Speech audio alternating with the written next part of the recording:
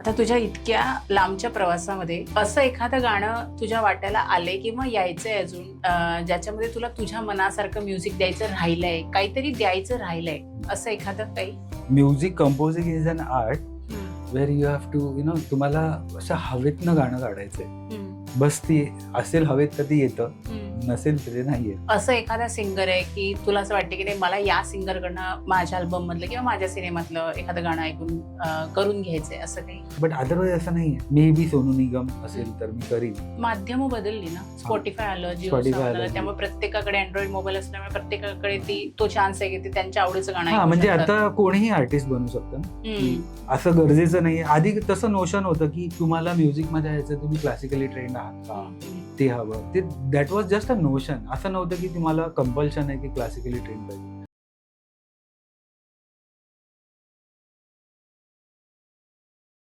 नमस्कार, मी डॉक्टर राधिका आणि देवेंद्र तुमचं खूप मनापासून स्वागत करतोय आपल्या नव्या पॉडकास्टमध्ये, ज्याचं नाव आहे गप्पांच्या गावात.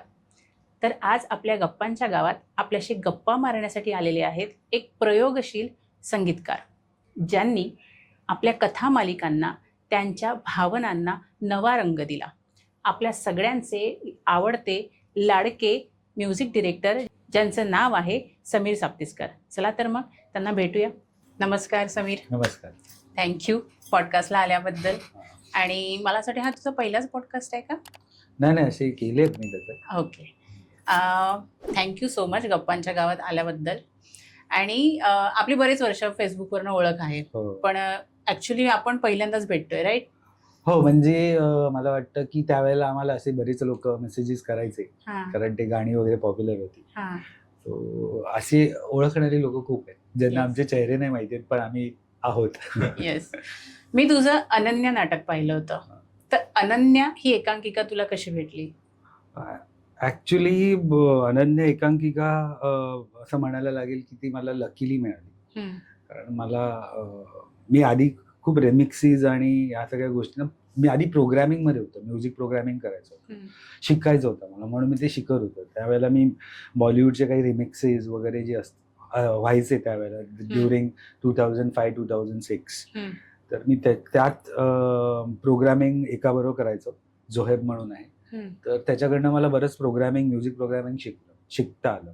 कारण मला प्रश्न हा पडलेला की मला माझ्या जर ट्यून बनवता आलेल्या मला, तर मला प्रश्न पडायचा की आता ह्याचं गाणं बनवायचं तर आपल्याला प्रोग्रॅमिंग लागेल. म्हणून मग मी ते शिकलो.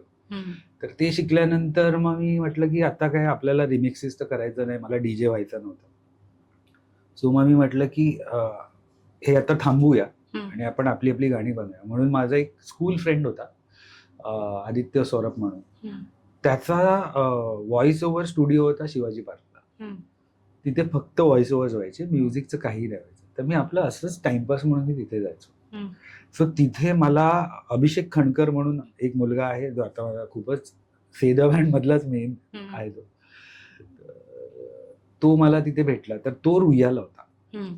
तर मी त्याला विचारलं की अरे तुमच्या इथे काही ड्रामा वगैरे होतात का? तो बोला हो होतात, इनफॅक्ट आता होणार आहे. तर म्हटलं की अरे मग विचारू शकतो का की म्युझिक करू शकतो का? तो बोला हो अगदीच, काही प्रॉब्लेम नाही. म्हटलं विचारूया. मग मी गेलो रुईयाला त्याच्यावर. प्रताप फड जो त्यावेळेला डिरेक्टर होता त्या एकांकिकेचा, त्याला आम्ही विचारलं. तर त्याला असं वाटलं हा न्यू आहे तर ठीक आहे करा तुम्ही. आणि अशी ती ऍक्च्युली एकांकिका मला अनन्या म्हणून ती करायला मिळाली. आय हॅड नो आयडिया की हे कसं असतं एकांकिकेचं जग किंवा काय. मला वाटलं ठीक आहे, होईल एक नाटक, एक शो होईल आणि नंतर मे बी. बट नंतर मला कळालं की ते एकांकिकेचं वर्ल्ड खूप मोठं आहे. सो तिथे गेलो तर एक पहिलं मला वाटतं पहिली कॉम्पिटिशन आहे INT, तिथे ते झालं. मग त्याच्यानंतर मृगजळला झालं. या सगळ्या कॉम्पिटिशनला होतो ते कधी सवयीला पोचलं कळलं नाही. आणि सवयीला मला मग म्युझिकसाठी बेस्ट म्युझिक मिळालं. तेव्हा मला थोडा कॉन्फिडन्स आला की हा आय कॅन डू दिस. आणि माझं अगदीच म्हणणं होतं की मी नेहमी आहे ना, एक स्टेप पुढे गेल्यानंतर ना एक स्टेप मागे आलो. I don't know Y. हा पॅटर्न माझ्या आयुष्यात चालूच राहील की मी एका ठिकाणी पोहोचलो, तिथे काहीतरी अचीव्ह केलं आणि then I came back and I started again from here. आणि मग ते करत. सो मी आधी म्युझिक गाण्यांचे रिमिक्सेस करत होतो, एक स्टेप मागे आलो, एकांकिका करायला लागलो. सो समवेअर मला असं वाटलं की my life is telling me to go right from the basics, don't skip. So मग मी थिएटर केलं आणि थिएटर केल्यामुळे मला माझं गोष्टी किंवा म्युझिककडे बघायचा व्ह्यू पॉईंट खूप चेंज झाला. जो आधी खूप कमर्शियल होता तो खूप जास्त आता इमोशन्स बॅक पण झाला, एक्सप्रेशन्स बॅक पण झाला, आणि all this because of theatre.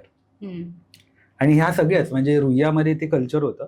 So रुईयामध्ये मला कळलं की तुम्ही एखाद्या आर्ट फॉर्मकडे कसं बघू शकता. मला एक ग्रूम व्हायला चान्स मिळाला. That is also I can say की बाय गॉड्स ग्रेस मला तो चान्स मिळाला. असे खूप लोक आहेत ज्या लोकांना रुईयाला ऍडमिशनही नाही मिळालं, तो त्यांना काही चान्सच नव्हता. बट मी पण रुईयाचा नाहीये, तरी सुद्धा मला तिकडच्या लोकांबरोबर किंवा तिकडचं जे नाट्यवाले आहे त्याच्याबरोबर कनेक्ट व्हायला लागलं. त्याच्यामुळे माझ्या अजून रुईयामधनं पासआउट झालेले जे मोठे मोठे सेलिब्रिटीज आहेत त्यांच्या पुढेही माझं नाव पोचलं. सो हे असं करत करत मी एकांकिकावर अनन्या ही एकांकिका केली. आणि सिनेमाचंही नंतर तू केलं? हो, मी एकांकिका केली. मग कमर्शियल नाटक झालं अनन्याचं, त्याचंही म्युझिक मी केलं. मग हिंदी नाटक झालं, त्याचंही केलं. मग सिनेमा झाला, रवी जाधव सरांनी प्रेझेंट केला तो, त्याचंही म्युझिक. आणि दरवेळेला एक चॅलेंज हेच होतं की काही म्युझिक सेम ठेवलंय, बट जसं आता सिनेमा फॉर्मॅटमध्ये म्हणालो तर सिनेमा मोठा 2 तासाचा होता, नाटकही 2 तासाचं होतं. पण जेव्हा आपण सिनेमा करतो तेव्हा त्याचं प्रोडक्शन व्हॅल्यू चेंज होते. सो मग परत त्यामध्ये नव्याने म्युझिक करा, थीम्स तशाच ठेवून नव्याने सगळं करायला लागलं. सो मग ते केलं. सो तिथेही एक चांगला एक्सपिरियन्स मिळाला. सो अनन्या हा एक माझ्या लाईफ मधला मेजर प्रोजेक्ट आहे, ज्यामुळे मला काय बोलतात बाकी सगळ्या म्हणजे मी 2 ह्याच्यामध्ये हे राहिलो की एका साईडला युथ रिलेटेड गाणी मी बनवत होतो जी पॉप्युलर होत होती, आणि दुसऱ्या साईडला मी अनन्यासारखा एवढा डीप स्ट्रॉंग विषयामध्ये मला म्युझिक करायला लागलं. तर मला दोन्ही साईडच्या गोष्टी कळायला लागलेल्या की अरे हा हे पण करू शकतो, मी हे पण करू शकतो. ते नाटक पण स्ट्रॉंगच होतं, पण हो त्याच्यामुळे ते गाजलंही भरपूर. त्यामुळे बरं, आता सगळीकडे ज्या वेळेला म्हणजे आता आपण अरिजित सिंग ऐकतो, आता बरेच सिंगर्स आहेत ज्यांना ऐकतो, पण एक असा काळ होता जिथे अरिजित सिंग आता आपण ऐकतो, पण त्यावेळेला गच्ची हे गाणं आम्ही सर्व लोक ऐकत होतो. त्या गच्ची गाण्याबद्दल आम्हाला सांग. एक नोशन आहे, बरेचदा असं होतं की लोकांना वाटतं अरे गच्ची हे गाणं ना, अरे त्याची ट्यून ना ते पंची बनू उडता फिरू सारखी. म्हटलं हो ऑफकोर्स त्याचा जो कोरस आहे तो त्या ट्यूनवर आहे, बट त्याचं रिझन हे बऱ्याच लोकांना नाही माहिती. जे जनरेशन एक्स वाली जी लोक आहेत, जेन एक्स वाली, त्यांना माहिती आहे की त्यांच्या टायमाला पिकनिकमध्ये एक वल्गर गाणं बोललं जायचं त्या ट्यूनवरती, आणि ते गाणंच गच्चीवरती होतं. तर ते पिकनिकमध्ये सगळीकडे बोलायचं. मी जेव्हा पिकनिकला जायचो तेव्हाही ते गाणं बोललं जायचं. तर मला असं की हा ना एकदम हे वेगळंच कल्चर आहे, हे आपण इन्क्लूड करायला पाहिजे. तर त्यातली आम्ही ना वल्गॅरिटी काढली आणि त्यात आम्ही रोमॅन्स ठेवला. सो तो कोरस आहे ना, तो फक्त पंचीवनू उडता फिरूची जी चाल आहे ती आम्ही ठेवली आहे बिकॉज तो कनेक्ट हवाय. बट अदरवाईज जे प्रिव्हियस सगळं आहे ते सगळं कंपोज केलं किंवा ते परत लिहिलं, ओके, की हे आपल्याला असं करायचं. अगोदरची चाल ही त्या गाण्यामध्ये अजिबात नव्हती. त्या गाण्यामध्ये फक्त पंचीवनू उलटा फिरू हीच चालू होती. सो गच्ची आम्हाला सुचलं. मग आम्ही तिघं बसलो, आम्ही म्हटलं काय करूया. म्हटलं गच्चीवरती गाणं बनवायचं आहे, तो गच्चीवरचं प्रेम जे असेल ते आपण बनवूया. मग आम्ही म्हटलं की ठीक आहे, गच्चीवरती होणारे सगळे ऍक्टिव्हिटीज आपण इन्क्लूड करूया, जे आम्हाला मुंबईमध्ये राहिलं असल्यामुळे माहिती होतं. मला हा प्रश्न नेहमी पडला की अदर दॅन मुंबई, म्हणजे आपण पकडूया नाशिक, सातारा, सांगली किंवा या साईडला, तिथे माहित नाही मला गच्ची कल्चर आहे की नाही किंवा असावंही, बट मुंबईमध्ये गच्ची कल्चर खूप होतं की लोक झोपतात किंवा लोक तिथे टाइमपास करायला जातात, कोण जिम करायला जातं वगैरे, हे सगळं कल्चर आहे. सो म्हटलं की आपण ह्याच्यावर गाणं बनवूया. आणि मग ते आम्ही रोमॅन्टिक साईड पकडून जे लिहित गेलो, आम्हाला काहीच आयडिया नव्हती की आम्ही काहीतरी ब्रेक थ्रू करतोय की अरे लोकांना एवढं आवडेल. वी जस्ट मेड इट, आम्ही बनवलं.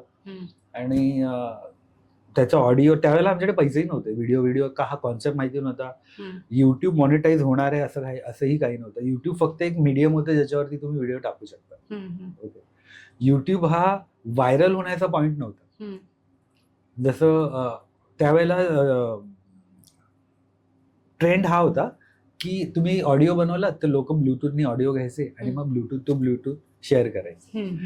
सो ते ब्लूटूथ टू ब्लूटूथ शेअर झालेलं गाणं आहे, ब्रेकअप के बाद पण आणि गच्ची पण. आणि म्हणजे आज पण मला असं वाटतं की आताही मी गच्चीचं परत एक रिमेक करतोय, बट नव्याने नाही, तेच गाणं आहे, बट ते सारेगम मला इतकं आवडलं की त्यांचं म्हणणं की ह्या गाण्याला तितका ड्यू नाही मिळाला जितका तुझ्या आधीच्या सगळ्या गाण्यात मिळाला. बिकॉज ते आम्ही एकदम अशा टाइमला ते येऊन पटकन निघून गेलं. Though it there was Salman Khan into it, पण ते असं पटकन लोकांच्या नजरेत नाही आलं. मे बी त्यावेळेला बाकी खूप गाणी आजूबाजूला घडत होती, सो मग आता ते परत रिलीज करतोय. Let's see. आणि सलमान खान बरोबर काम करण्याचा अनुभव कसा होता? आता सलमान खान बरोबर काय म्हणायचं, ऍक्च्युली त्याचा किस्सा असा आहे की मी ते गाणं महेश सरांना ऐकवलं. तर महेश सर म्हणाले की अरे हे गाणं मस्त आहे, कोण गाणार हे गाणं? ते म्हटलं सर हे ऍक्च्युली ओरिजिनल मी गायलंय, मी आणि अभिषेकनी, तर आम्हीच गातो. ते बोलले नाही नाही नाही, हे गाणं मला गायचं.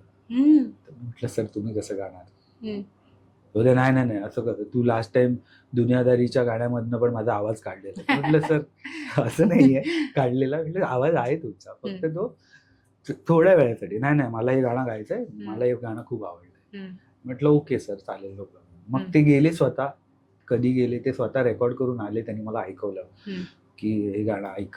ऐकलं, म्हटलं अरे, म्हटलं सर मस्त गायलं, मला काहीच प्रॉब्लेम नाही. म्हटलं डन, म्हटलं तुमचाच आवाज, काहीच प्रॉब्लेम नाही, चल. तर ते पण खुश झाले. तर त्यांनी एक्साइटमेंट मध्ये जाऊन सलमान खानला ते गाणं ऐकवलं, ओके, त्यांच्या आवाजातलं, की हे बघ मी गायलंय. तर सलमान खानला ते एवढं आवडलं की ते म्हणाले की महेश हे गाणं मैं गाऊंगा. ओके. त्यांना आता त्याला नाही म्हणतात. म्हटलं की ठीक आहे. मग त्यांनी मला व्हिडिओ पण दाखवला की Salman Khan was literally dancing on that song. So I was very happy की अरे सलमान खान आता आपल्या गाण्यावर डान्स करतो आणि आता तो गाणं आहे. And basically he is not a singer, so I was not expecting anything की अरे तो काहीतरी जबरदस्त गायतो, but I was happy in this fact की ओके सलमान खान हे गाणं गातो. सो एक्सपिरियन्स वॉज काय म्हणायचं, आता माझ्यासाठी ती इतकी मोठी पर्सनॅलिटी आहे की I was just happy in to this thought की चल सलमान खान गातोय, स्वतः त्याला गाऊ दे, त्याला जसं गायचं बघूया. सो ते तसं ते गच्ची आणि सलमान खानचं कनेक्शन झालंय. मुंबई तरुण भारतमध्ये च्या ई पेपरमध्ये तुझं एक आर्टिकल आलं होतं, तुझ्या सांगीतिक करिअर बद्दल त्याच्यामध्ये लिहिलं होतं. तिथे वाचल्यानंतर मला कळलं की तू इंजिनिअरिंग केलंस आणि इंजिनिअरिंग करून संगीत हा तुझा प्रवास कसा ठरला? बरेच, मी तर सांगेन की बरेच जे इंजिनियर्स आहेत, तुम्हाला संगीत किंवा इतर काही आर्ट फॉर्म करायचं आहे तर अशा साईड, इंजिनिअरिंग, मेडिकल या साईडला जा, तुम्ही ऑटोमॅटिकली इथे याल. बिकॉज आता मी जेव्हा इंजिनिअरिंग करत होतो तेव्हा एक ऑब्विस गोष्ट आहे की जे मिलेनियल्स आहेत ते जेव्हा, जसं आपण 2000 पासून ते आपण 2010 पर्यंत ओके हे बघितलं तर मिलेनियल्सला क्लू नव्हता की त्यांना काय करायचंय, कारण ओव्हरऑल आपल्या इंडियामध्येही असं काही डेव्हलपिंग मध्ये होतं सगळं. सो आपल्याला आयडिया नव्हती. आपल्याला हेच माहित होतं की 10वी झाली की आपल्याला सायन्स घ्यायचंय, किंवा सायन्स झालं की आपल्याला मेडिकल घ्यायचंय, लॉ घ्यायचंय किंवा इंजिनिअरिंग. ओके, पहिला preference was medical, second preference was engineering and third preference was law. आणि तेही नाही झालं तर मग आर्ट्स. ओके, असं. सो मला कुठेतरी वाटलं की अरे मी इंजिनिअरिंगला जातो, कारण माझे सगळे फ्रेंड्स इंजिनिअरिंगला जातो. सो त्या ट्रेंडमध्ये मी पण म्हटलं की जाऊया. आणि तेव्हा सेंट्रलाइज ऍडमिशन असल्यामुळे माझ्याकडे एकच सीट अवेलेबल होती, ती होती केमिकल इंजिनिअरिंगची. मी डिप्लोमाला जात होतो. तर मी म्हटलं अरे यार मला मेकॅनिकल हवं होती, इथे तर केमिकलची सीट आहे आणि माझ्या पर्सेंटेजनुसार ती सीट अवेलेबल होती. आता दुसरी येईपर्यंत मला थांबावं लागलं असतं आणि मला ती रिस्क घ्यायची नव्हती. म्हटलं ठीक आहे, आता काय करूया, म्हटलं केमिकल इंजिनिअरिंग घेतलं. ठीक आहे, सुरू करत करत मला मध्ये त्या कोर्सच्या मध्ये मला रिअलाइज झालं की हे नाही होणार आहे आपल्याकडनं. डिप्लोमा कसा होईल, बट डिग्रीला तर त्रास होणार आहे, विकेटच जाईल असं वाटलं मला. मग मी म्हटलं की यार आपण काहीतरी केलं पाहिजे. आणि त्या वेळेला मला असं वाटलं की वाय नॉट म्युझिक. सो मग मी माझ्या कॉलेजमधल्याच 4 मित्रांना पकडलं, जे मित्र नव्हते, ते असे नवीन होते, वेगवेगळ्या, एक IT मधला होता, एक मेकॅनिकल इंजिनिअरिंग मधला होता वगैरे. सो तिथून मी त्यांना जमा केलं, मी त्यांना म्युझिक शिकवलं वर्षभर. मग एक बँड बनवला. मग तो बँड बनवून मग आम्ही पवई IIT ला प्ले वगैरे केलं, तिथे फायनल्स पर्यंत वगैरे पोहोचलो. सो एक असे छोटे छोटे एक्सपिरियन्सेस घेत ते आलं. सो इंजिनिअरिंग पासून म्युझिकचा प्रवास म्हणजे इंजिनिअरिंगने मला म्युझिक दिलं. आणि मे बी मी असं पण म्हणेन की म्युझिक मधली जी टेक्निकॅलिटी आहे ती मला इंजिनिअरिंगमुळे कळली.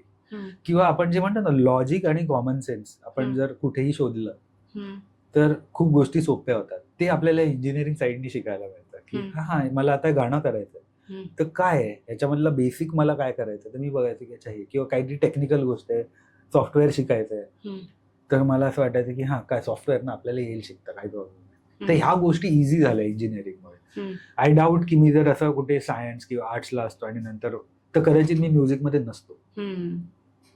पण मग तू नंतर डिग्री कम्प्लीट केली तुझी? नाही मी नाही केली. तिथून मग म्युझिकच मी केलं? म्युझिकच केलं. मी म्हटलं की आता हे जमतंय आपल्याला सो वाय नॉट. आणि मी तेव्हा ठरवलेलं मी हा नाही विचार केला की ते माझं असं सर्वायवल माइंडसेट नव्हतं कधी की किंवा सिक्युअर्ड माइंडसेट नव्हतं की मला आता एक चांगला स्टेबल जॉब पाहिजे किंवा असं नव्हतं. मी ठरवलं की आपण म्युझिक करूया आपल्याकडे पैसे नाही आले तरी चालेल बट कुठे ना कुठेतरी येईल ना आपण करूया तर कन्सिस्टन्सी ठेवूया. आणि एक्झॅक्टली तसंच होत गेलं की मी कन्सिस्टंटली म्युझिक करत राहिलो. कुठे पैसे नाही आले कोणी पैसे दिलेच नाहीत असं सगळं. बट एक पॉइंट आला जिथे गोष्टी बरोबर प्लेस झाल्या and thing started working out. मग हे सगळं घडत असताना घरच्यांचा रोल काय होता? घरी तो ऑब्व्हियस रोल आपल्या सगळ्यांच्या आईवडिलांचा असतो. मला कधी ते चुकीचे वाटले नाही की माझ्या आईचं म्हणणं होतं की तू इंजिनिअरिंग कर तू मला म्युझिक करायचं कर but do it as a hobby. आणि मला खूप मेंटली क्लिअर होतं की असं नसतं की if you want to do something it just can't be your hobby you have to take it full time. So मी काय माझ्या घरी एवढं इन्सिस्ट नाही केलं. त्यांना त्याच गोष्टी बोललो ज्या त्यांना ऍक्सेप्टेबल होत्या की ठीक आहे अभ्यास करायचा आहे किंवा हे करायचं म्हणजे ठीक आहे ते करतो. पण बिहाइंड द सीन्स मी हे करतो हे कधी नाही सांगितलं की हे करतो किंवा एकदम फुल ट्राय मी हे करतो हे नाही. बिकॉज आय न्यू की वन्स इट वर्क्स आउट घरचे म्हणतील की अरे वा चांगलं आहे. आणि काही गोष्टी असतात जे घरचे खूप इनोसेंट असतात की त्यांना असं वाटतं की म्हणजे जर आता म्युझिक किंवा आर्ट फॉर्मला घेऊन म्हटलं तर माझ्या आईचं म्हणणं असं होतं की जेव्हा मी आता कंपोजर झालो माझी गाणी पॉप्युलर झाली तर माझी आई म्हणते अरे तू सारेगमपला का नाही. सो मी म्हटलं हा मला ते कळतंय. म्हटलं का आई पण मी सिंगर आहे पण मला तिथे जाऊन गायचं असं कंपल्सरी नाही. मी सिंगर्स कडनं गाऊन घेतो मी म्युझिक डिरेक्टर आहे. ओके सो हे तुला कळायला पाहिजे. त्यांना गाणी असतात त्यांना दिसतो किंवा ते मोठे वाटतात सिंगर्स कारण ते त्या एरामधनं आले जिथे सिंगर्स खूप मोठे होते. मला असं वाटतं येत्या काही काळात तू तिथे जज म्हणून जाशील. तू आमच्या घरात म्हणजे मी माझी सासूबाई आम्ही टीव्ही सिरियल बघतो. आई लावते त्या सिरियल आम्ही बघतो. तुझे टीव्ही सिरियलचे टायटल सॉंग्स खूप पॉप्युलर झालेत खूप. त्याच्यातलं माझं आवडतं गाणं म्हणजे खुलता कळी खुले ना. तुला इतकं सुंदर गाणं कसं सुचलं? ऍक्च्युली ना गाणी मला हा प्रश्न खूप लोक विचारतात की हे एवढं सुंदर गाणं कसं सुचतंय किंवा काय. खुलता कळी खुले ना जेव्हा माझ्याकडे आलं तेव्हा मला ब्रीफ दिलं त्या लोकांनी की हे अशी सिरियल आहे ह्याच्यामध्ये असं होणार आहे. ओके. आणि नेहमी चॅनलचं कसं असतं की जेव्हा ते लोक सांगतात ते घाईवर असतात. सो जे आता बघणारे ज्यांना म्युझिक कंपोजिशन किंवा कंपोजर व्हायचं आहे त्यांना हे मी सांगतो की चॅनल्स किंवा not film but mostly channels ते घाईवर असतात. तुम्ही म्हणाल की मी आता विचार करेन आणि काहीतरी हे करेन तर you cannot take time you have to be very म्हणजे प्रेझेन्स ऑफ माइंड पाहिजे आणि पटापट पटकन तुम्हाला काहीतरी बनवता आलं. त्यांनी ब्रीफ दिलं मला कळलं त्यांचा ब्रीफ काय. ओके. त्यावरती मी ती ट्यून बनवली पटापट आणि जे त्यांचे हेड होते त्यांना मी रॅन्डमली गिटारवरती ऐकवली. म्हटलं की ही ट्यून आहे तुम्हाला कशी वाटते. नो लिरिक्स फक्त ट्यून होती. सो ते वाटलं की अरे ही चांगली वाटते but let see after the lyrics but he चांगली वाटते आय लाईक इट. म्हणजे ठीक आहे डन. इतकं कॅज्युअल झालंय ते की ती ट्यून झाली. मग ती लिरिसिस्ट कडनं लिहून आली ती अभिषेक खंडकरनी लिहिली. चॅनलनी टायटल लिहिलं खुलता कळी खुले ना. तर ते मी बसवलं टॅटू. आज खुलता कही खुले ना, हे लास्ट आहे आपलं, हे मला माहिती होतं की हे लास्ट. सो ते असं कन्स्ट्रक्टिव्हली गोष्टी घडत गेल्या. जेव्हा फुल टायटल झालं तेव्हाही मला माहिती नव्हतं की this would be the best title, one of the best title from Zee Marathi. हे मला काहीच आयडिया नव्हती. मग मी म्हटलं की हे छान झालंय, मस्त आहे. तर मग सिंगर कोणतं, मी रॅन्डमली म्हणालो Shreya Ghoshal. And channel was like okay let's go. आणि मला असं अरे तुम्ही म्हणाल की नको श्रेया घोषाल नको, आपण कुठली दुसरी सिंगर घेऊया. बट तसं नाही झालं. They were like okay done, are you convinced. तर मी म्हटलं की हां आय एम कन्व्हिन्स्ड. मग श्रेया घोषालला टॅप करण्याची प्रोसेस सुरू झाली. ती पण इतकी आता ऍक्च्युअल स्ट्रगल इथे सुरू झालं. सगळ्या गोष्टी घडतल्या ऍक्च्युअल स्ट्रगल इथे, की मी सगळीकडनं श्रेया घोषालकडे मेसेज पाठवलेला की हे गाणं करायचंय, हे गाणं करायचंय. बट तिच्याकडनं रिव्हर्ट येत नव्हतं, काहीच नाही. आणि लिटरली यशराज पासून ते श्रेया घोषाल ज्या स्टुडिओमध्ये रेग्युलरली गाते तिथल्या इंजिनियर पासून सगळ्यांनी माझ्या वतीने तिला मेसेज टाकले. I am so thankful about this. अशी लोक मी जमा केली. सो त्यांनी ते शब्दाने तिकडे रिव्हर्ट येत नव्हता. आणि हे करत करत करत ना दिवस उलटले. आणि एक मला वाटते 18 तारीख आली असेल आणि 16 तारखेला मला चॅनलकडनं फोन आला की 18ला आपली सिरियल एअर होणार आहे. ओके, तुझ्याकडे एक दिवस आहे आणि आजचा दिवस आहे. श्रेया घोषालचा काय सीन आहे. तर मी म्हटलं श्रेया घोषालनी अजून रिव्हर्ट नाही केलंय, ती पद्मावतीच्या गाण्यांमध्ये बिझी आहे. सो म्हटलं आता जर नाही झाला रिव्हर्ट तर मी तुम्हाला 17च्या रात्रीपर्यंत मी तुम्हाला गाणं पाठवतो, either in Shreya Ghoshal's voice or someone else's voice. ते बोलले चालेल, नो प्रॉब्लेम. आणि मला त्याच दिवशी मला वाटतं दुपारी 3 वाजता वगैरे श्रेया घोषालचा मेसेज आला की Sameer I am so sorry, I was not able to revert. आणि डायरेक्ट माझ्या पर्सनल नंबरवरती झाला. म्हटलं अरे वा. आणि मग डायरेक्ट तिने मला स्टुडिओ डिटेल्स पाठवले, कुठे कुठे जायचंय, विल डू इट टुमॉरो. मी तिथे गेलो, ते गाणं डब केलं. शी लव्ड द सॉन्ग. तिने ऐकलं नव्हतं, तिने स्टुडिओमध्येच ऐकलं. मग तिने तिचे इनपुट्स टाकले की आपण जसं तू केलंयस. मी तिच्याकडनं ना छोटे छोटे टेक्स्ट घेत होतो. तर ती म्हणली की असं नको करूया, तू कंपोज करतानाच असं केलं. आता असं असतं की एक्सपिरियन्स कसा असतो माणसाचा. तिच्याकडनं मला कळलं.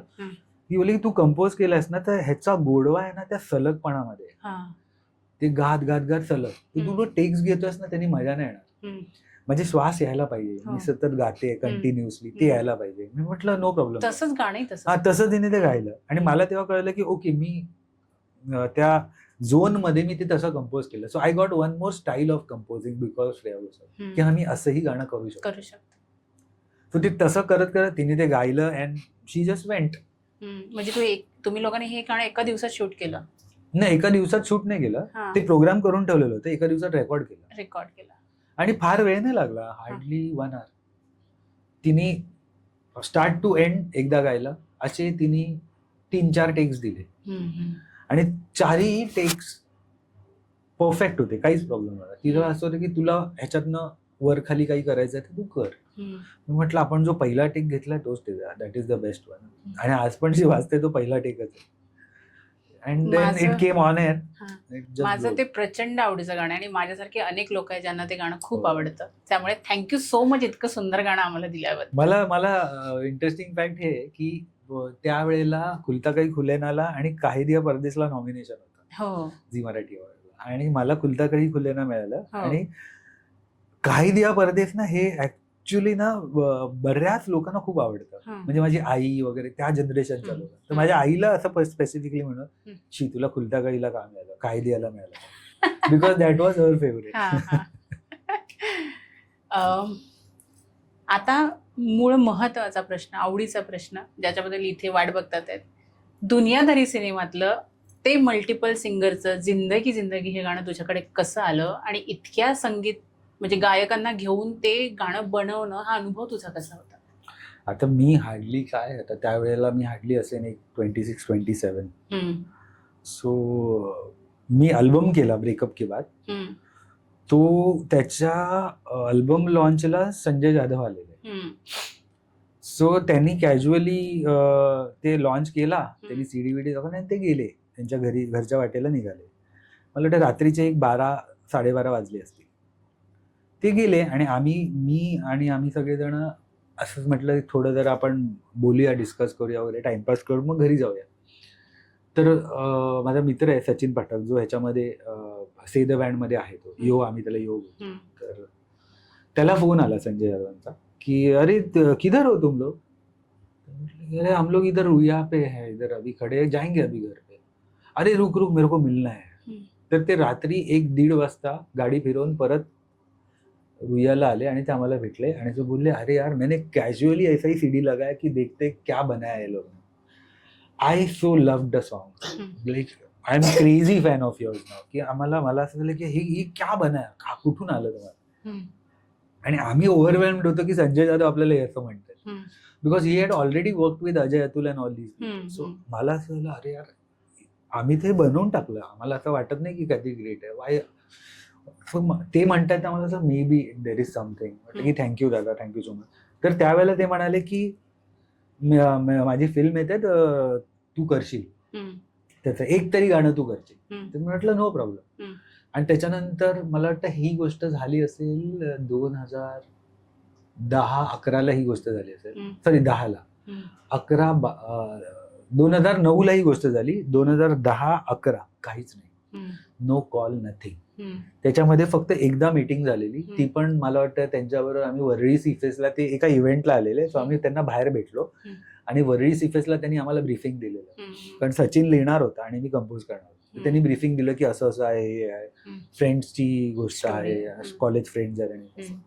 पण ठीक आहे, आम्ही तेव्हा काहीतरी बनवलेलं काही छोटं मोठं आणि त्याच्यानंतर परत गायब झालं. सो ना पुढचे 2-2.5 वर्ष ना काहीच नाही घडवलं. सो मला वाटलं झालं अभी कुछ नहीं होने वाला, ये प्रोजेक्ट फ्लोर पे ही नहीं आ रहा. एंड सडनली आम्हाला एक 2012ला मला फोन येतो की फिल्म ऑन एअर जा रहा है, वो गाना लगेगा मेरे को शूट के लिए, बहुत बड़ा गाना है वो लगेगा.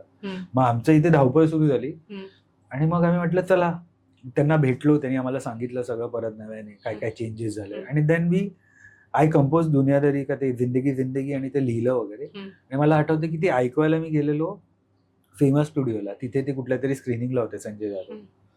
सो तिथे मी त्यांना त्याच्या मध्ये इंटरव्हल होतो ना फिल्मचा, तर इंटरव्हल मध्ये त्यांना ते गाणं ऐकवलं. तिथे स्टेअरकेसवर बसलो, गाणं ऐकवलं. अरे सुपर मस्त हे गाणं, अभी फटाफट प्रोग्रामिंग करले हम लोग कर लेते. ठीक आहे. मग जेव्हा ते प्रोग्रामिंग करून आलं तेव्हा मल्टिपल सिंगर्स घ्यायची आयडिया ही संजय जाधव यांची.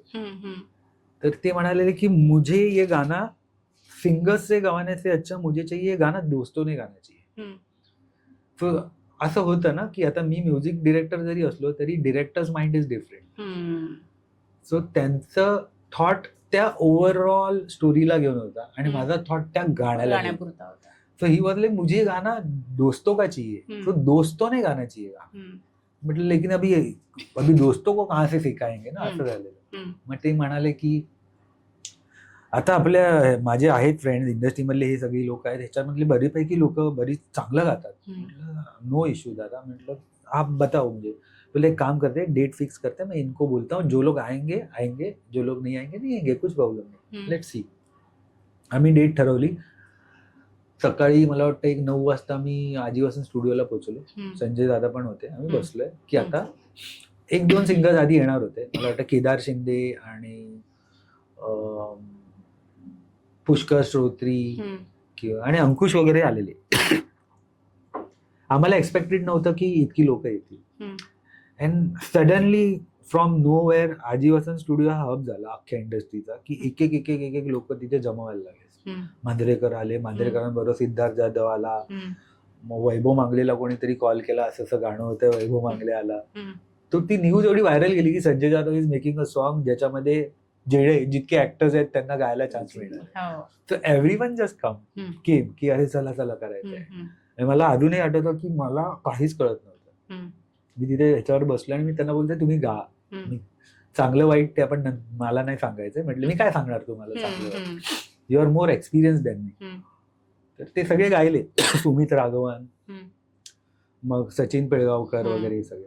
सो ते सगळं गाऊन घेतल्यानंतर मग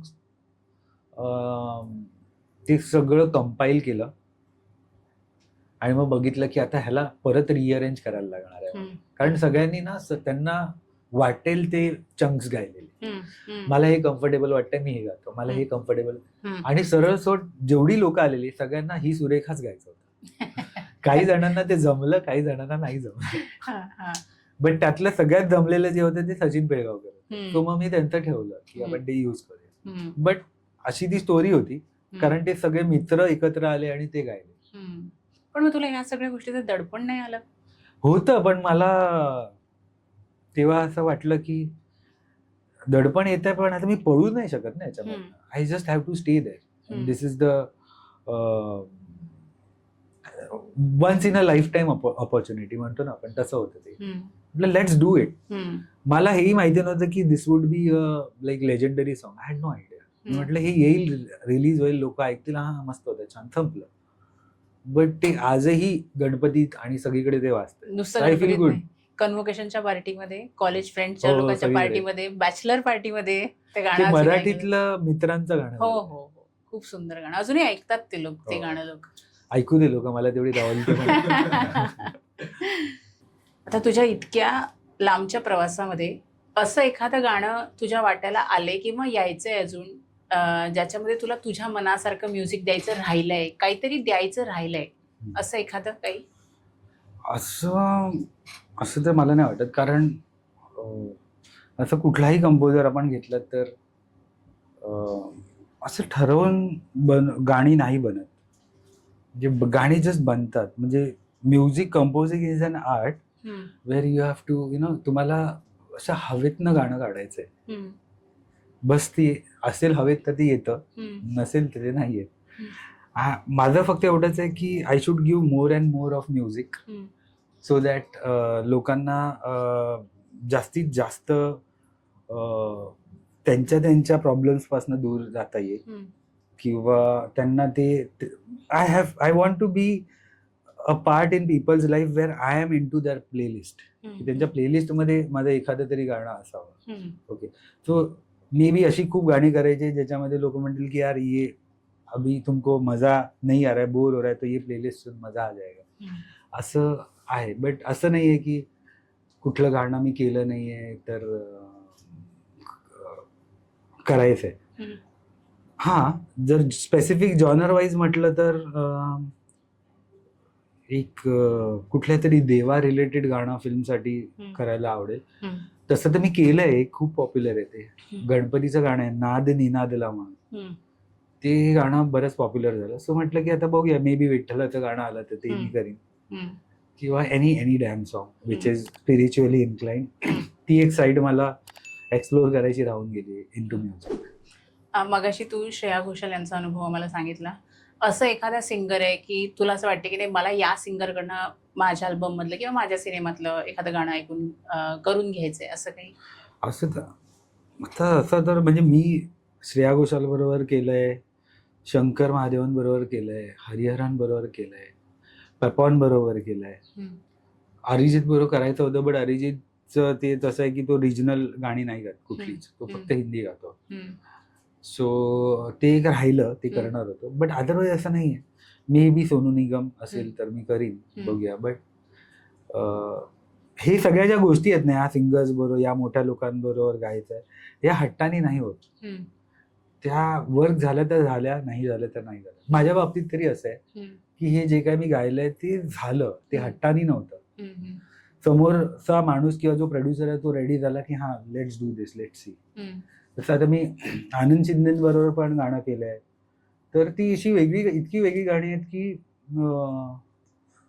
मी विचार नव्हता केला की मी आनंद शिंदेकडनं असं काहीतरी गाणं गाऊन घेईन. ॲज अ समीर सप्तेशकर, आता आम्हाला पुढे अपकमिंग प्रोजेक्टमध्ये काय ऐकायला मिळणार आहे? अपकमिंग प्रोजेक्ट्समध्ये असं काही वेगळं नाहीये. बट आता एक फिल्म येईल जी हॉरर कॉमेडी आहे. त्या फिल्मचं एक गाणं केलंय जे आनंद शिंदेनी गायलंय. ते टिपिकल हळदीचं गाणं आहे, ते केलंय. मग आता एक जिओ बरोबर मी करतोय, त्याची ती फिल्म येईल आता, काटाकीर म्हणून. त्यात एक हॉरर डान्सिंग नंबर केलाय. तो येईल, लेट सी त्याचा काय रिस्पॉन्स येतोय. बट थिंग्स आर, म्हणजे मला हे असं आवडतं की काहीतरी चॅलेंजिंग, की मला डिरेक्टरने सांगितले आपल्याला डान्सिंग नंबर पाहिजे, but it should be horror. तर त्या हॉरर डान्सिंग नंबर कसा करायचा, this was the task, but it has come out really well. आपण जर ग्लोबली बघायला गेलो तर भारत हा संगीतासाठी प्रसिद्ध आहे, कारण आपल्याकडे खूप व्हेरिएशन्स आहे संगीत या एका क्षेत्रामध्ये. तर भारतामधलं तुझं आवडतं संगीत प्रकार कुठला, किंवा तुला कुठले संगीतकार आवडतात किंवा गायक आवडतात, तू कशाने इन्फ्लुएन्स्ड आहे? जे आपण नॉर्मली आपण जे लहानपणापासून मोठे होतो, जे ऐकतो त्याच्यावरनंच इन्फ्लुएन्स होत असतो. जसं आता मी लहानपणापासून एक अल्बम दर शिवजयंतीला ऐकायचो, तो म्हणजे शिवकल्याण राजा. तो कंपोज केला हृदयनाथ मंगेशकर. सो तो मला फार अल्बम आवडतो. त्यानंतर बॉलिवूडची बरीच गाणी आहेत, जसं मला जतीन ललित आवडतात. जतीन ललितची गाणी मला प्रचंड आवडतात. मग रिसेंटमधनं ऑब्व्हियसली ए आर रहमान सगळ्यांना आवडतोच, ती मी ऐकतो. अमित त्रिवेदी एक आहे, अमित त्रिवेदीला जी गाणी किंवा त्यांनी केलेली गाणी मला फार आवडतात. त्यातून मला एक इंटरेस्टिंग की हाऊ टू अप्रोच, म्हणजे नव्याने अप्रोच कसा करायचा गाण्यांना, त्या गोष्टी शिकायला मिळतात. आणि अदरवाईज मला असं वाटतं की ॲज अ कंपोजर तुम्ही सगळं ऐकलं पाहिजे, right from classical to folk to anything. आता गेले 2-3 वर्ष तर मी बघतो की मी वर्ल्ड म्युझिक पण ऐकतोय, की बाहेरच्या साईडला फोकमध्ये काय चालू आहे, तर तिकडनं आपल्याला 4 गोष्टी कळतात की it's just about the thought process, आणि ते लोक कसं एक्झिक्यूट. गाणं ऐकल्यानंतर आपल्याला कळतं की त्यांचा थॉट प्रोसेस काय आहे, ते कुठल्या मूडमध्ये बनवत आहेत, कुठल्या झोनमध्ये बनवत आहेत. सो कंपोजिंगसाठी तुमचा स्टेट ऑफ माइंड खूप इम्पॉर्टंट आहे. म्हणजे एक कंपोजर तो आहे, composer is like an actor, की त्याला त्याच्या पर्सनल आयुष्यामध्ये काही चालू असू दे, बट त्याला त्याची स्टेट ऑफ माइंड चेंज करता यायला पाहिजे. म्हणजे माझ्या आयुष्यामध्ये हा मस्त चालू आहे, छान, एव्हरीथिंग इज व्हेरी गुड, आणि मला एक सॅड सॉन्ग बनवायचं. Okay, so I have to do it, I have to change the state of mind. I can't say because माझ्याकडे छान चालू आहे तर मी आता हॅपी गाणं बनवतो, नाही होणार. So this is the reason why तुम्हाला सगळं ऐकावं लागतं, आपलं इंडियन पण, आउट ऑफ इंडिया पण. आणि आता गोष्टी इतक्या कनेक्ट झाल्यामुळे लोक प्रचंड ऐकतात. सो ते एक टास्क आहे कंपोजर्सना आणि म्युझिक डिरेक्टर्सना, की तुम्ही काही गोष्टी ढापूही नाही शकत आता. ओके, म्हणजे अजिबात नाही ढापले. दो मी असं कधी काही ढापलं नाही, बट तरी सुद्धा असं होतं ना, कधी कधी कोण लोक इन्फ्लुएन्स होतात and they do it, but तेही नाही करू शकत. So you need to hear it and you have to make your own new creation. आणि आता लिस्नर्स पण वाढले आधीपेक्षा. आधी लिस्नर्स कसे तुटक होते, म्हणजे प्लेलिस्ट आपण आपल्या मित्राकडनं घ्यायचो जो चांगला ऐकतो. ओके, आता प्रत्येकाला स्कोप आहे की तो स्वतः एक चांगला लिस्नर आहे, सो तो त्याची प्लेलिस्ट बनवतो. माध्यम बदलली ना, स्पॉटिफाय आलं, जिओ त्यामुळे प्रत्येकाकडे अँड्रॉइड मोबाईल असल्यामुळे प्रत्येकाकडे तो चान्स आहे की ते त्यांच्या आवडीचं गाणं. म्हणजे आता कोणीही आर्टिस्ट बनू शकतं ना, की असं गरजेचं नाही. आधी तसं नोशन होतं की तुम्हाला म्युझिकमध्ये यायचं, तुम्ही क्लासिकली ट्रेंड आहात का, ते हवं, ते that was just a notion. असं नव्हतं की तुम्हाला कंपल्शन आहे की क्लासिकली ट्रेंड पाहिजे. मला बरेचदा असं, मला काही लोक बोलतात की मला म्युझिक कंपोज करायचं आहे, तर मी काय करू, मी केलेलं काम कुठे पाठवू वगैरे. तर ना, लोकांचं म्युझिककडे, म्युझिक इंडस्ट्री म्हणून बोलतो म्हणून त्याच्याकडे बघण्याचं व्ह्यू पॉइंट असं आहे की अरे हे ना असं काहीतरी कंपनी आहे, मग तिथे आपण आपला रेझ्युमे देतो, असं नाही आहे. इट्स जस्ट म्युझिक इंडस्ट्री म्हणून बोललेलं आहे, but it is very open. So तुम्हाला कोणाला काय, तिथे ओनर नाही आहे कोण. लोकांना वाटतं कोणतरी ओनर आहे, त्याला आवडलं तर आपली गाणी, असं काहीच नाही आहे. सो तुम्हीच तुमचे ओनर आहात. You just make it. Owner listener आहे, बरोबर. सो तुम्ही टाका, लिस्नरला ऐकलं, लिस्नरने ते ऐकलं, आणि त्याच्याबरोबर त्यांनी 4 अजून लिस्नर्सना सांगितलं. This is how you grow, this is how you make your fan base. आणि तसं होतं. आता इन्स्टाला माझे फार असे काय 1 मिलियन फॉलोअर्स नाही आहेत, बट तरी सुद्धा 1 मिलियन पीपल आर लिसनिंग.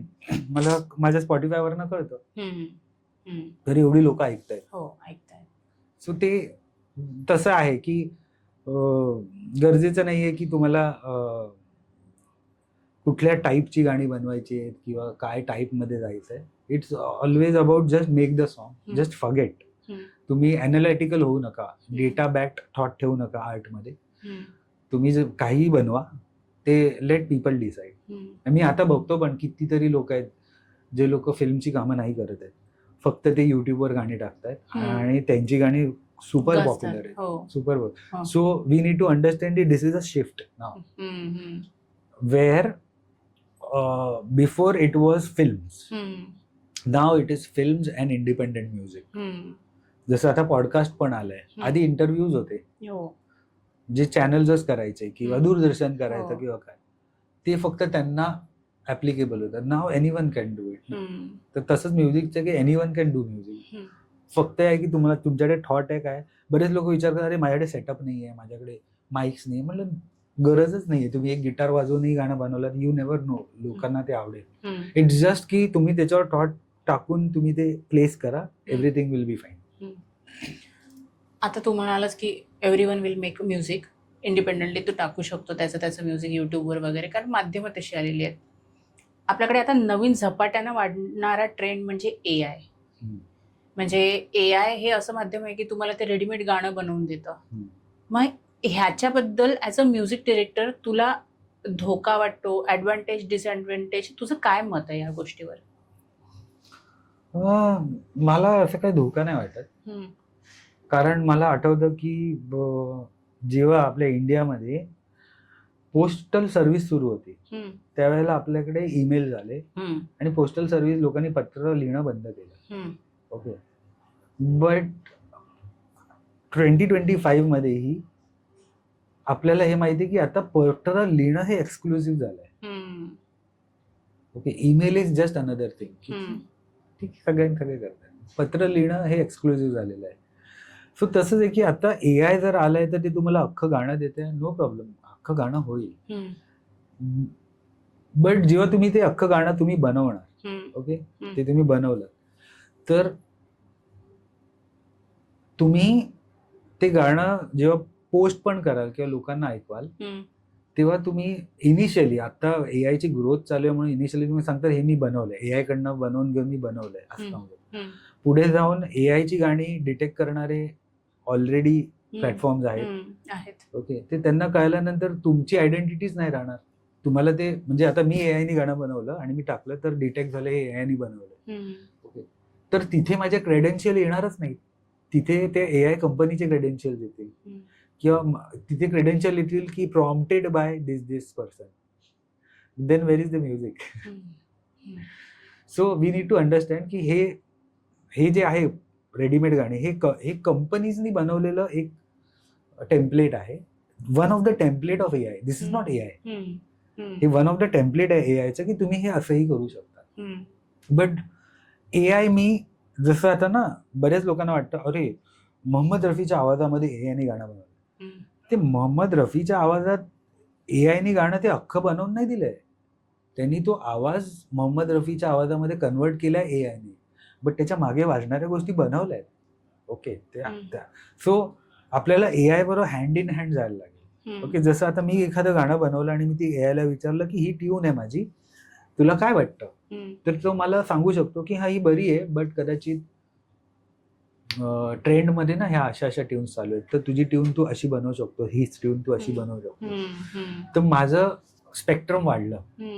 जिथे मला इंडिव्हिज्युअली बसून एका गाण्याचा एकच ऑप्शन दिसत होतं, तिथे आता मला एका गाण्याचे 10 ऑप्शन दिसू शकतात. आणि it will help, it will obviously help. फक्त लोकांनी ही काय बोलतात, लोकांनी हे असं थॉट प्रोसेस बनवलेलं आहे की AI म्हणजे तुम्हाला डायरेक्ट हातात प्रॉडक्ट नाही. AI म्हणजे डायरेक्ट हातात प्रॉडक्ट नाहीये. AI is a tool to make your work easy. की जसं की आता तू पॉडकास्ट करतेस, तुझा पॉडकास्ट रेकॉर्ड झाला, मी गेलो आणि आता मी अवेलेबलच नाहीये तुला, बट तुला काहीतरी चंक रिशूट करायचं आहे. आता ते पॉसिबल आहे. मी नसलो तरीही तू ऑडिओमध्ये काहीतरी घोळ झालाय, त्याच्यामध्ये काहीतरी प्रॉब्लेम आहे, तर तोच ऑडिओ मधला काहीतरी ग्लिच AI काढू शकतं इझिली, फ्लॉलेस. त्याच्यासाठी परत येऊन मला ते रेकॉर्ड करायची गरज नाही. सो ह्या गोष्टी लोकांना कळल्या पाहिजे की AI आपल्याला वापरायचं कशाला.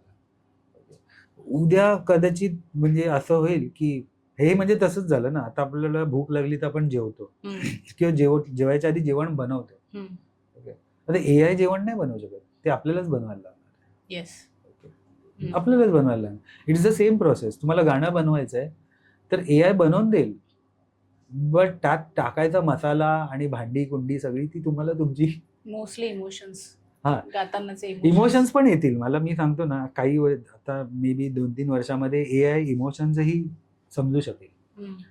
काहीच प्रॉब्लेम नाही. It is becoming very big. AI is becoming a thing which is good, because AI मोठं होणं. कारण मी एका पॉडकास्ट पण नाही, मी असंच वाचत होतो, त्याच्यात लिहिलेलं होतं की पॉलिटिकल किंवा सोशल स्ट्रक्चर एकच गोष्ट बदलू शकते आणि ती आहे टेक्नॉलॉजी. टेक्नॉलॉजी शिवाय जगामध्ये काहीच चेंज नाही होऊ शकत. तुम्ही मुवमेंट करा, काही करा, त्यांनी फार चेंज नाही होत जितकं टेक्नॉलॉजीने चेंज होतं. आणि ते सायलेंट असतं, तुम्हाला कळत पण नाही की तुमच्या आजूबाजूचं जग कधी बदललं. सो AIचं पण तसंच होणार आहे. We will have no idea, आपल्या आजूबाजूचं जग जस्ट बदललं, अरे हा, आणि आपण स्वतः ते AI वापरतोय हे आपल्याला अंदाज नाही येणार की हा AIने गाणं बनवलं. ते नॉर्मल पण होईल. आता मी जसं आता AI मला सांगतं की तू ही ट्यून बनवली, ह्या ट्यून मध्ये ना तुझे हे कॉर्ड्स जाऊ शकतात. मग मी सांगतो पण मी हे वापरले, हे चुकीचे आहेत का? नाही, हे चुकीचे नाही, हे बरोबर आहेत, पण हे मला वाटतं बेसिक वाटतात. कदाचित तू हे कॉर्ड्स वापरून बघ, मे बी जास्त चांगला कलर येऊ शकतो. And then I use it and I feel की अरे वा, हे चांगलं आहे. What AI cannot do is the first instinct, की मला हे असं गाणं बनवायचं. हे इन्स्टिंक्ट AI नाही करू शकत. हे इन्स्टिंक्ट तुम्हाला AI ला सांगावं लागेल. याच्यासाठी म्युझिक डिरेक्टरच लागेल. हा, म्युझिक डिरेक्टर लागेल. यू नीड टू, म्हणजे आता जर लोक AI डायरेक्ट म्युझिक बनवायला वापरत असतील, then in future we will not be able to make any artist. म्हणजे आर्टिस्टची किंवा म्युझिक शिकणं हे निघून जाईल, गायब होणार आहे. लोकांना म्युझिक फक्त हा म्युझिक आहे हे AI करतो, हे आपल्याला शिकायची गरज नाही, असं होईल. Which I don't think so ते होणार. इंडियामध्ये तर मला नाही वाटत ते होईल. कारण वेस्टर्न गाणी जी आहेत ती तशी सिमिलर वाटतात, बट इंडियामध्ये ना मल्टी कल्चर आहे, त्यामुळे सगळ्या झोन मधली बनणारी गाणी सगळी वेगवेगळी आहेत.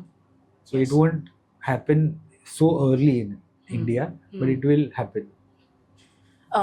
तुझं प्रत्येकच गाणं सुंदरच आहे, पण ते गाणं सुंदर होण्यामागे आणखी एक कारण म्हणजे ते जी व्यक्ती लिहिते ते शब्द, ते लिहिणं जे आहे ते लिखाण खूप सुंदर असतं समीर. म्हणजे खूप ऐकून पण ते शब्द इतके छान लिहिलेले असतात आणि त्याच्यानंतर मग तू त्याच्यामध्ये म्युझिक ऍड करतो, ते गाणं अजून खुलतं. जसं काय दिया परदेस झालं, म्हणजे 2 वेगळ्या प्रांतांचं एक गाणं बनवलेलं आहे तू, त्या दोन्ही वेगळ्याचा टच त्या गाण्यामध्ये आहे. मग ह्या लिखाणाची जबाबदारी कोणाची? म्हणजे हे तू ठरवतोस की कसं? मीच ठरवतो. मला आधीच कळलेलं की जेव्हा मी नवीन सुरू केलेलं ना, तेव्हा मला माहिती होतं की मला जे वेल सेट लिरिसिस्ट आहेत ते कदाचित मला मिळणार नाही, असा माझा थॉट होता.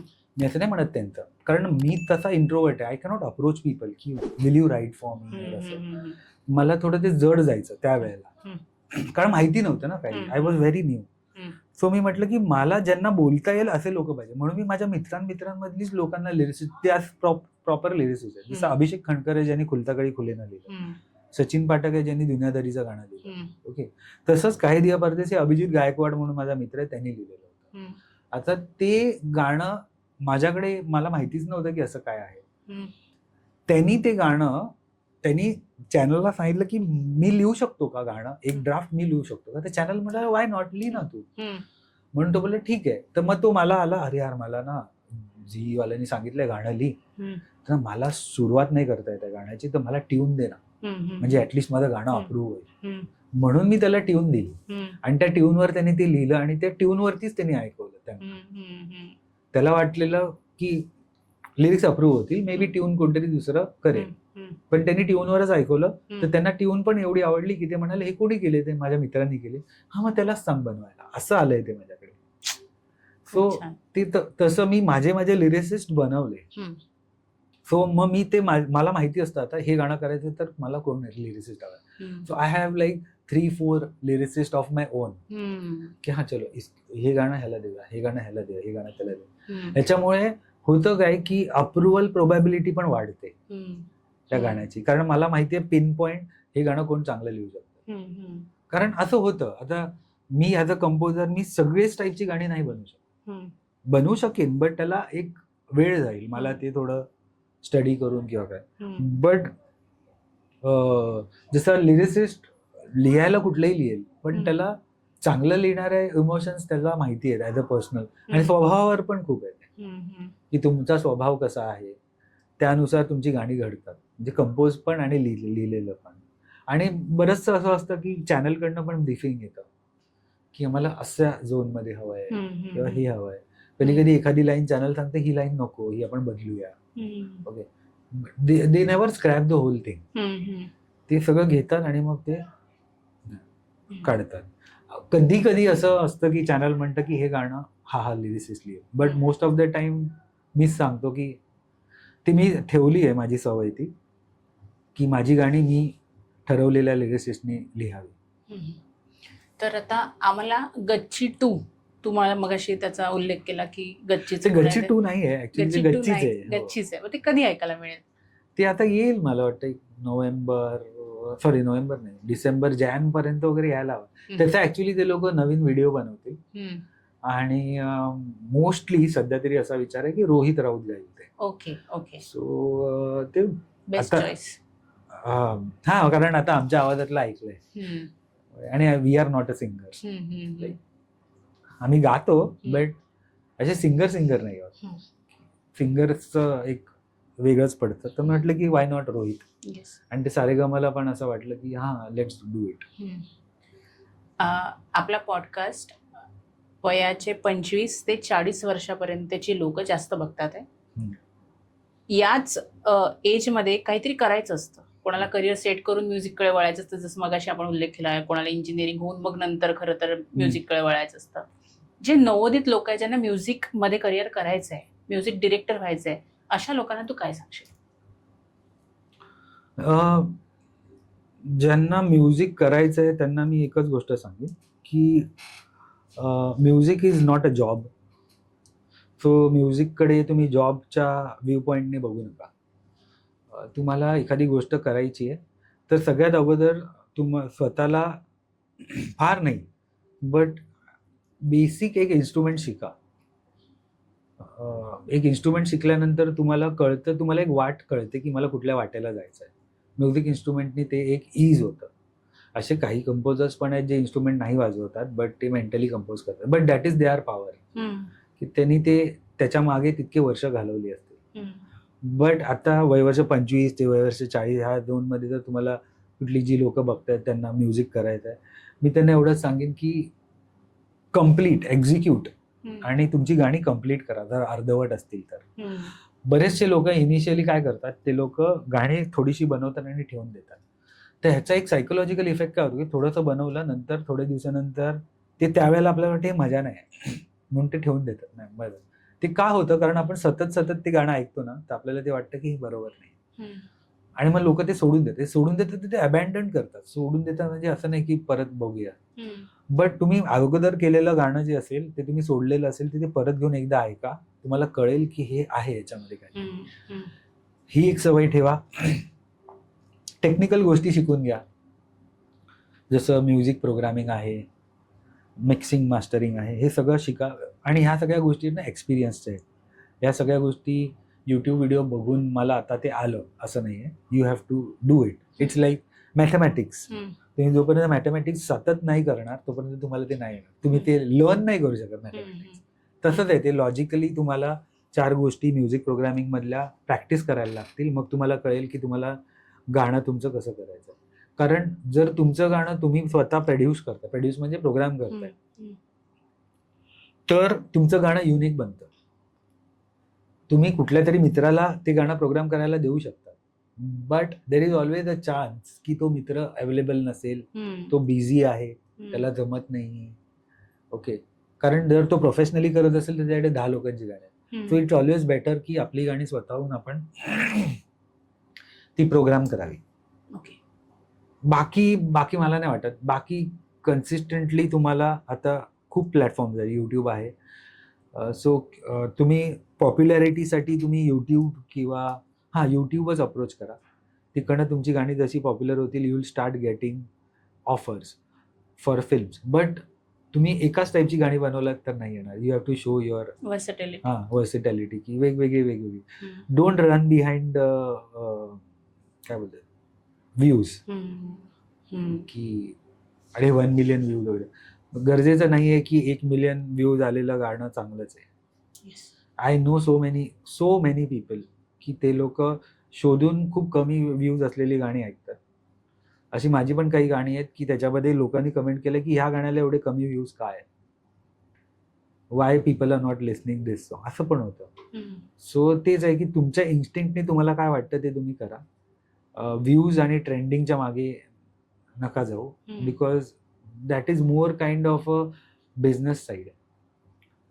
सो ती बिझनेस साईड तुम्ही तेव्हा बघा जेव्हा तुमचं काहीतरी नाव होतं. कारण लिसनर्स किंवा ऑडियन्स जे आहे ना ते लोक एका पॉईंटपर्यंत व्ह्यूज बघतात की ते फक्त त्या मोमेंटला, म्हणजे अरे हे गाणं आता मला सांग, तू एखादं गाणं आत्ता नवीन आलेलं गाणं किती मिनिटं ऐकतेस? मी आवडलं तर संपूर्ण मिनिटं ऐकते, पूर्ण मिनिट. आवडलं तर. पण आवडायचं डिसिजन तू किती सेकंदात घेतेस? 2 to 3 minutes. 2 to 3 minutes घेतेस तू? चांगलं आहे. बट मला हे गाणं आवडलं की नाही हे लोक पहिल्या 5 सेकंदामध्येच ठरवतात. विषय संपला. सो पहिली 5 ते 10 सेकंद तुमची आहेत तुमचं गाणं आवडून द्यायला. Now you decide how can you do. This is the reason why की आता म्युझिकचं इंट्रो म्युझिक गेलेलं आहे. गाणं डायरेक्ट मुद्द्यावर सुरू होतं.